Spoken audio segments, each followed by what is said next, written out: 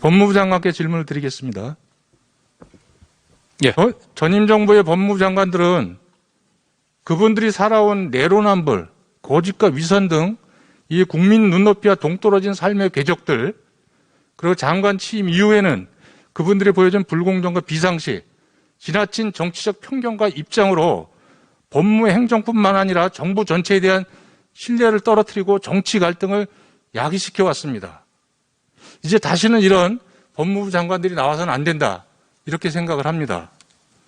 새 정부의 첫 법무부 장관은 지난 정부 법무부 장관들의 잘못된 점을 바로잡고 전임자들의 처신과 행태를 반면교사로 삼아서 대한민국 법무 행정에 있어 공정과 상식 그리고 원칙으로 법무 행정의 신뢰를 회복해야 될 책임이 있다고 생각을 합니다.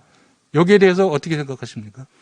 제가 전임 장관들을 개인적으로 평가할 위치에는 있지 않습니다만 이태규 의원님 말씀하신 말씀 취지를 깊이 새겨서 계속 노력하겠습니다.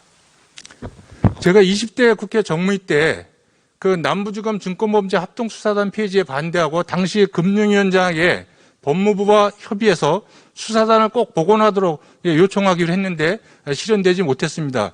새 정부가 이것을 즉시 복원시켰는데 매우 바람직한 조치라고 평가합니다. 여의도 금융범죄꾼들에게 저승사자로 불렸던 남부지검 증권범죄 합수단을 폐지한 것은 누가 봐도 정치적 오해를 사기에 충분했고 상식 이하의 조치였다고 생각을 합니다.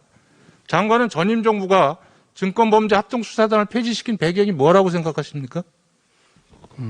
저는 그건 아무리 생각해봐도 그걸 폐지해야 할 공익적인 목적을 저는 발견할 수가 없습니다. 여기에 특별한 정치적인 이유가 있다고 판단하십니까? 제가 정치적인 이유까지 판단할 정도의 감은 안 되고요. 다만 이 금융증권범죄 합동수사단은 서민 다중 피해를 막는 그런 예방적인 조치 그리고 메시지가 있기 때문에 신속하게 할 일을 해야 한다고 생각합니다. 위원님 말씀에 공감합니다. 시장 경제가 발전하고 자본시장의 생태계가 건강하려면 시장 범죄에 대해서 엄격하고 단호한 수사와 처벌이 이루어져야 된다고 생각을 합니다.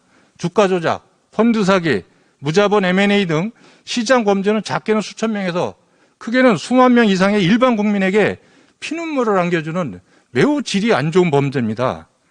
라임 옵티머스 사건을 비롯해서 전임 정권하에서 벌어진 여러 금융범죄에 대해서 수사가 사실상 제대로 이루어지지 못하고 유야무야되었습니다. 이번에 합수단 복원으로 이런 시장 범죄에 대한 철저한 수사가 이루어진다고 보면 되겠습니까? 제가 법무장관으로서 특정 사건을 검명할 수는 없습니다만 서민 다중에게 큰 피해를 입힌 경제사범에 대해서는 국가가 엄정하게 대처해야 한다는 말씀에 공감합니다. 알겠습니다.